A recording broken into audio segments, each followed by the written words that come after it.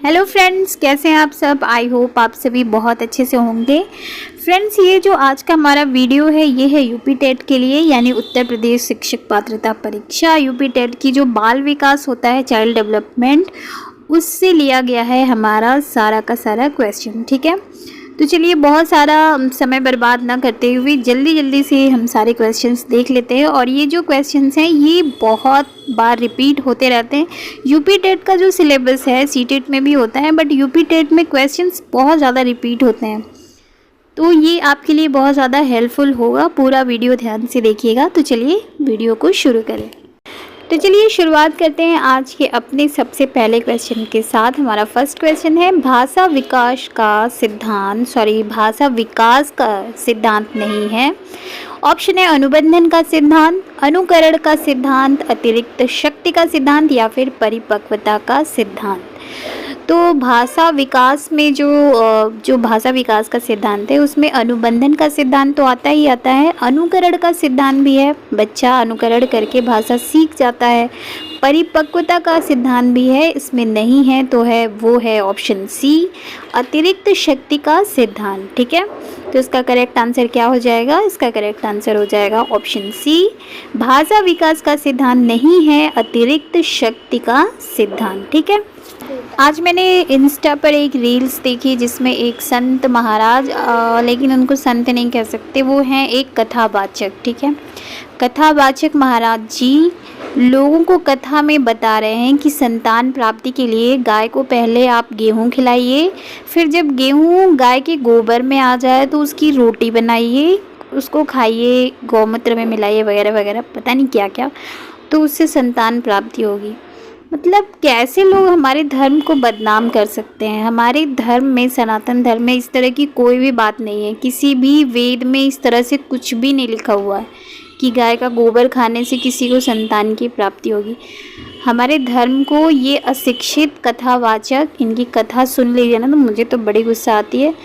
अधकचरा ज्ञान लेकर लोगों को गुमराह कर रहे हैं, फंसा रहे हैं, गलत तरीके से हमारे धर्म को बदनाम कर रहे हैं। खैर चलिए हम बढ़ते हैं अपने नेक्स्ट क्वेश्चन की ओर। हमारा नेक्स्ट क्वेश्चन है वाणी दोष नहीं है। ठीक है, ध्वनि परिवर्तन और अस्पष्ट उच्चारण, धीमी या तेज गति से बोलना, हकलाना और तुतलाना, तीव्र अस्पष्ट वाणी।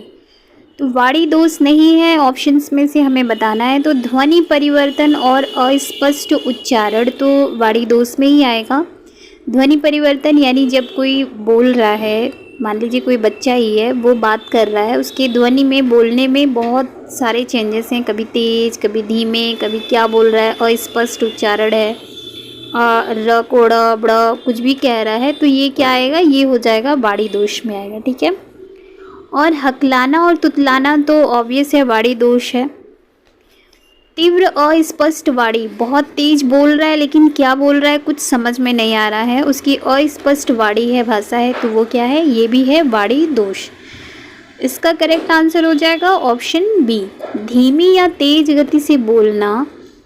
देखिए वाणी दोष नहीं है धीमी या तेज गति से बोलना, क्योंकि इसमें अस्पष्ट उच्चारण, अस्पष्ट वाणी की बात नहीं है। धीमी है, तेज गति से बोल रहा है लेकिन अस्पष्ट नहीं बोल रहा है, धीमी भी बोल रहा है तो समझ में आ रहा है, तेज गति से भी बोल रहा है तो स्पष्ट वाणी है, तो वाणी दोष ये नहीं कहा जाएगा। ठीक है, अस्पष्ट वाणी या फिर उच्चारण को हम वाणी दोष में लाएंगे अगर वो धीमी या फिर तेज गति में होगा। ठीक है, तो इसका करेक्ट आंसर हो जाएगा ऑप्शन बी, धीमी या तेज गति से बोलना।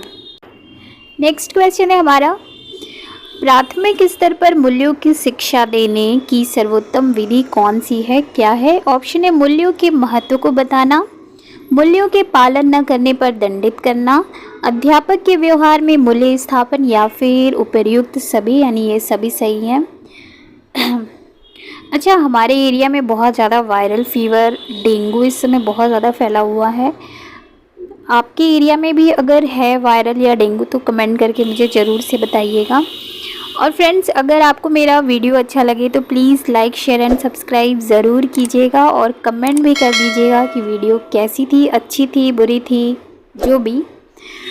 तो चलिए देखते हैं ये क्वेश्चन क्या है। प्राथमिक स्तर पर मूल्यों की शिक्षा देने की सर्वोत्तम विधि है। प्राथमिक स्तर यानी जब बच्चा छोटा है, क्लास 1 से 5 तक है, 8 तक है, तो हमें उसको मूल्यों की शिक्षा छोटे बच्चों को कैसे देनी है, उसकी सबसे अच्छी विधि कौन सी है। ऑप्शन ए है मूल्यों के महत्व को बताना। सिर्फ मूल्यों के महत्व को बताना है कि जैसे एग्जाम्पल के लिए चोरी नहीं करना है, बच्चे को हमें बोलना है कि सुनो बच्चों, चोरी करना बहुत बुरी बात होती है, हमें चोरी नहीं करनी चाहिए। सिर्फ इतना ही हो गया।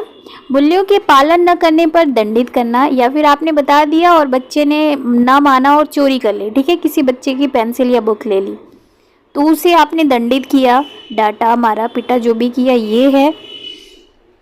ऑप्शन सी है अध्यापक के व्यवहार में मूल्य स्थापन, या फिर अध्यापक के व्यवहार में मूल्य स्थापन यानी कि टीचर जो है वो खुद भी मूल्य परक चीज़ें कर रहा है, यानी जो टीचर है अगर चोरी नहीं करना है, इस टॉपिक को उन्होंने बताया है, समझाया है, तो टीचर खुद भी उसे फॉलो करता है। कोई भी, ये तो एक छोटा सा एग्जाम्पल था, कोई भी एग्जाम्पल है। जैसे टीचर ने बोला बच्चे से कि हमें किसी से भी मारपीट, गुस्सा या लड़ाई नहीं करनी चाहिए। अब पता चला टीचर ही आपस में लड़ाई कर रहे हैं, तो बच्चा क्या उसे मानेगा? बच्चा उसे कभी फॉलो नहीं करेगा। टीचर्स आपस में लड़ाई कर रहे हैं और बच्चों को सिखा रहे हैं कि हमें कभी भी आपस में इस तरह से लड़ाई झगड़ा नहीं करना चाहिए, तो ये गलत हुआ ना। तो टीचर अगर अच्छा व्यवहार करेगा, उसके व्यवहार में मूल्य स्थापन होगा, तो बच्चा अपने आप सीखेगा। तो इसका करेक्ट आंसर क्या हो जाएगा? ऑप्शन सी, अध्यापक के व्यवहार में मूल्य स्थापन। ठीक है, नेक्स्ट क्वेश्चन है मूल्यों के वर्गीकरण में सम्मिलित नहीं है। ऑप्शन है आध्यात्मिक मूल्य, येन केन प्रकारेण धनार्जन का मूल्य, नैतिक मूल्य या फिर सांस्कृतिक मूल्य।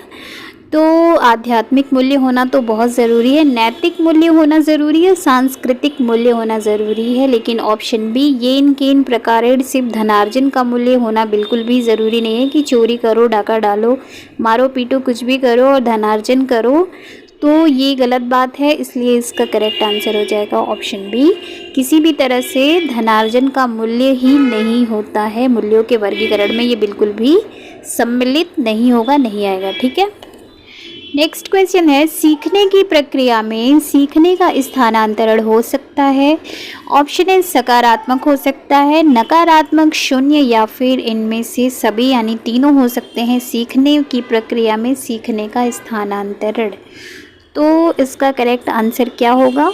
करेक्ट आंसर हो जाएगा ऑप्शन डी, इनमें से सभी। ठीक है, ये जो सीखने की प्रक्रिया होती है उसमें सीखने का स्थानांतरण हो सकता है, ये सकारात्मक भी हो सकता है, नकारात्मक भी हो सकता है और शून्य भी हो सकता है। ठीक है, तो इसलिए इसका करेक्ट आंसर क्या हो जाएगा? ऑप्शन डी हो जाएगा, इनमें से सभी। नेक्स्ट क्वेश्चन है किस मनोवैज्ञानिक ने सीखने की सामग्री के रूप में निरर्थक शब्दों का प्रयोग किया? ऑप्शन है विलियम जेम्स, स्किनर, एबिंगहॉस या फिर बार्टलेट। तो इसका करेक्ट आंसर हो जाएगा ऑप्शन सी, हरमन एबिंगहॉस। ठीक है, हरमन एबिंगहॉस वो मनोवैज्ञानिक थे जिन्होंने सीखने की सामग्री के रूप में निरर्थक शब्दों का प्रयोग किया, जिससे इन्होंने स्पेशली मेमोरी पे वर्क किया था, याददाश्त पे वर्क किया था, याद रखने की क्षमता पे काम किया था।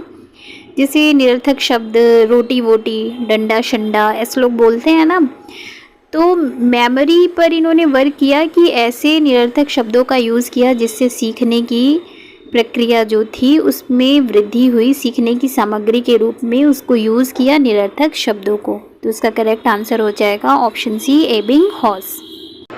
नेक्स्ट क्वेश्चन है सीखने के नियम दिए हैं, यानी कौन से मनोवैज्ञानिक हैं जिन्होंने सीखने के नियम दिए हैं? ऑप्शन है पावलोव ने, स्किनर ने, थॉर्नडाइक ने या फिर कोहलर ने।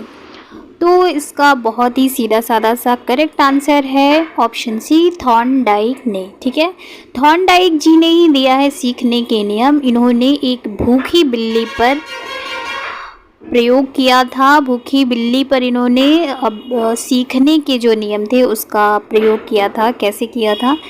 प्रयास एवं त्रुटि का सिद्धांत। ठीक है, भूखी बिल्ली पर इन्होंने प्रयास एवं त्रुटि के सिद्धांत का, भूल एवं प्रयास जो था, त्रुटि था, उस सिद्धांत का प्रयोग किया था।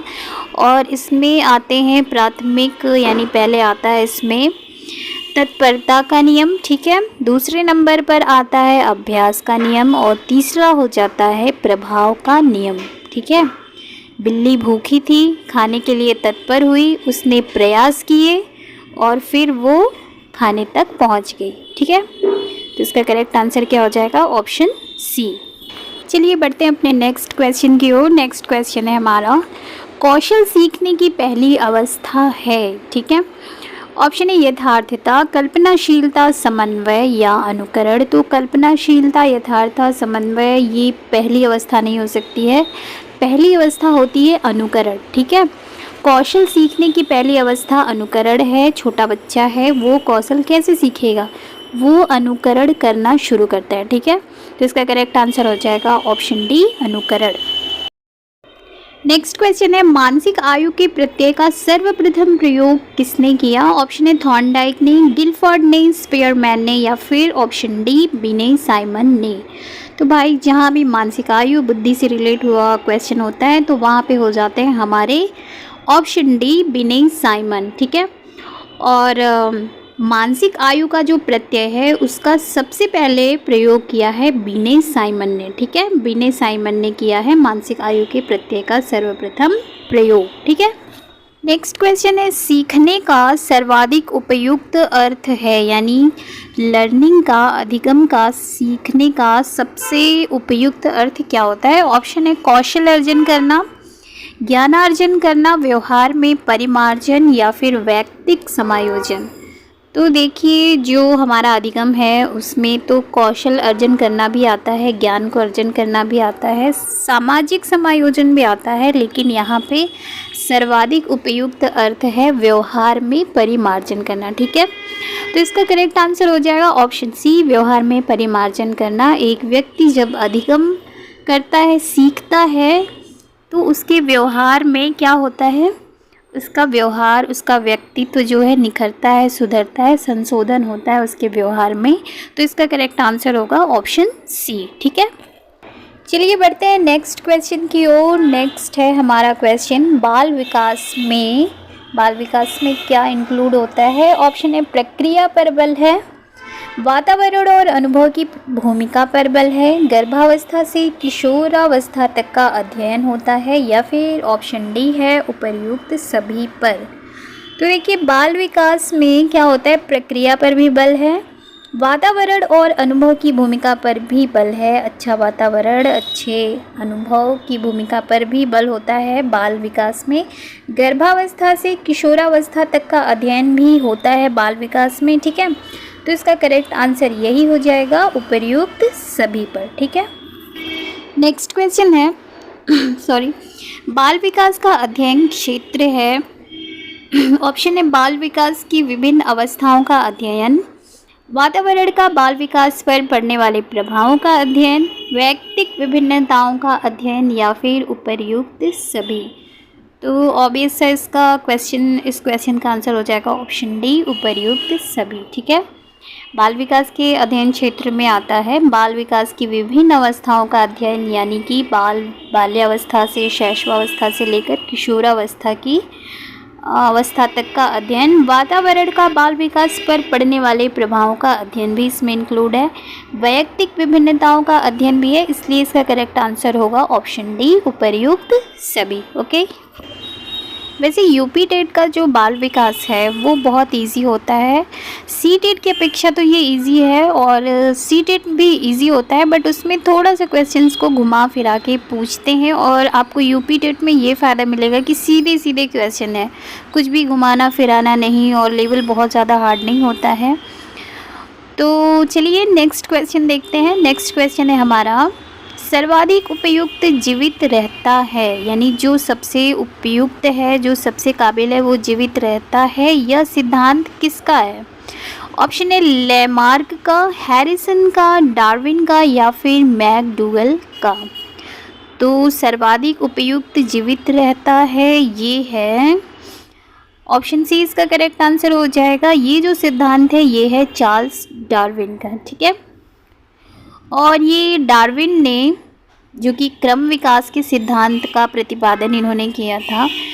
और जो संचार है उनके शोध का केंद्र बिंदु था। ठीक है, डार्विन ने क्रम विकास के सिद्धांत का प्रतिपादन किया, लेकिन जो संचार था वो था उनके शोध का केंद्र बिंदु। ठीक है, और उनके सिद्धांत से हमें ये समझने में बहुत ज़्यादा हेल्प मिलती है, बहुत ज़्यादा सहायता मिलती है कि किस प्रकार से अनेक प्रजातियां जो हैं, विभिन्न प्रजातियां हैं, वो एक दूसरे से जुड़ी हुई हैं। ठीक है, उनका जो सिद्धांत है वो हमें ये बताता है कि जो विभिन्न प्रजातियां हैं वो आपस में एक दूसरे से क्या है, जुड़ी हुई हैं। ठीक है, तो इसका करेक्ट आंसर क्या हो जाएगा, ऑप्शन सी। नेक्स्ट क्वेश्चन है, बीने साइमन परीक्षण द्वारा मापन किया जाता है, किसका मापन किया जाता है? ऑप्शन है सामान्य बुद्धि का, विशिष्ट बुद्धि का, अभिवृत्ति का या फिर अभिक्षमता का। तो देखिए, जो बीने साइमन परीक्षण द्वारा मापन किया जाता है वो है ऑप्शन ए, सामान्य बुद्धि का परीक्षण है बीने साइमन परीक्षण। ठीक है, नेक्स्ट क्वेश्चन है, संवेगात्मक विकास को प्रभावित करने वाले कारक हैं, कारक बताना है। ऑप्शन है शारीरिक स्वास्थ्य, मानसिक योग्यता, थकान या इनमें से सभी। अब आप सोच रहे होंगे संवेगात्मक विकास क्या होता है? तो संवेगात्मक विकास एक प्रकार की मानसिक अवस्था है। ठीक है, और इसमें शारीरिक स्वास्थ्य, मानसिक योग्यता, थकान, परिवार, विद्यालय, घर का वातावरण और अभिलाषा, इच्छा, ये सभी आते हैं। ठीक है, तो इसमें शारीरिक स्वास्थ्य, मानसिक योग्यता और थकान तीनों ऑप्शन है, तो इसका करेक्ट आंसर हो जाएगा इनमें से सभी। ठीक है, संवेगात्मक विकास को प्रभावित करते हैं शारीरिक स्वास्थ्य, मानसिक योग्यता और थकान। ठीक है, नेक्स्ट क्वेश्चन है, सामाजिक प्रत्याशाओं के अनुरूप व्यवहार की योग्यता का अधिगम सामाजिक विकास कहा जाता है। उक्त कथन किसका है, यानी किसने कहा है कि सामाजिक प्रत्याशाओं के अनुरूप व्यवहार की योग्यता का अधिगम सामाजिक विकास कहा जाता है। ठीक है, ऑप्शन है हरलॉक का, टीपी नन का, मैकडोवेल का या फिर रॉस का। तो इसका करेक्ट आंसर हो जाएगा ऑप्शन बी, टीपी नन का। टीपी नन जो थे वो इंग्लैंड के महान शिक्षा शास्त्री थे। ठीक है, और टीपी नन साहब की शिक्षा का जो होता था, शिक्षा के सिद्धांत का जो केंद्र होता था, सिद्धांत के केंद्र में व्यक्ति और व्यक्ति का व्यक्तित्व रहता था। ठीक है, व्यक्ति व उसका व्यक्तित्व इनके शिक्षा के सिद्धांत का केंद्र था। और शिक्षा के व्यक्तित्व उद्देश्य को ये महत्वपूर्ण मानते थे, व्यक्तिगत उद्देश्य को क्या मानते थे, ये महत्वपूर्ण मानते थे। ठीक है, तो इसका करेक्ट आंसर हो जाएगा ऑप्शन बी, टीपी नन का। नेक्स्ट क्वेश्चन है, संवेग शब्द का शाब्दिक अर्थ है। ऑप्शन में से बताना है कि संवेग शब्द का शाब्दिक अर्थ क्या है। श ऑप्शन है क्रोध और भय, स्नेह तथा प्रेम, उत्तेजना या भाव में उथल पुथल या फिर इनमें से कोई भी नहीं। तो इसका करेक्ट आंसर हो जाएगा ऑप्शन सी। देखिए, संवेग क्या है, उत्तेजना या भाव में उथल पुथल को हम संवेग कहते हैं। ठीक है, तो संवेग शब्द का शाब्दिक अर्थ क्या हो जाएगा, उत्तेजना या भाव में उथल पुथल। ओके, नेक्स्ट क्वेश्चन है हमारा, बाल मनोविज्ञान का केंद्र बिंदु है, जो हम बाल मनोविज्ञान पढ़ रहे हैं, जिसका हम अध्ययन करते हैं, उसका केंद्र बिंदु क्या है? अच्छा शिक्षक होना है, शिक्षण प्रक्रिया है, विद्यालय है या फिर बालक है। बाल मनोविज्ञान में अगर अच्छा शिक्षक है वो केंद्र बिंदु हुआ। सिर्फ शिक्षक को हमें बहुत अच्छा बनाना है, एक अच्छा गुड टीचर तैयार करना है, बिल्कुल नहीं। शिक्षण प्रक्रिया में ही सिर्फ उलझे रहना नहीं है, विद्यालय के बारे में ही सोचना अच्छी बात नहीं है कि हाँ खूब सुंदर अच्छा बिल्डिंग हो, अच्छे क्लासरूम हो, ये केंद्र बिंदु नहीं है। इसका केंद्र बिंदु जो है वो है ऑप्शन बी, बालक। ठीक है, बाल मनोविज्ञान का केंद्र बिंदु है बालक। और ये जो NCF है उसके अकॉर्डिंग जो शिक्षा है वो कैसी होनी चाहिए, वो होनी चाहिए बाल केंद्रित शिक्षा। ठीक है, बाल मनोविज्ञान का केंद्र बिंदु है बालक और शिक्षा होनी चाहिए बाल केंद्रित। फ्रेंड्स आज के लिए सिर्फ इतना ही, मिलते हैं नेक्स्ट वीडियो में। और फ्रेंड्स अगर आपको ये वीडियो अच्छा लगा हो, आज की क्लास अच्छी लगी हो, तो please like share and subscribe करना बिल्कुल भी मत भूलिएगा। और मिलते हैं नेक्स्ट वीडियो में, देखते हैं बाल विकास के कुछ और भी इम्पोर्टेंट क्वेश्चन। तब तक के लिए बाय बाय।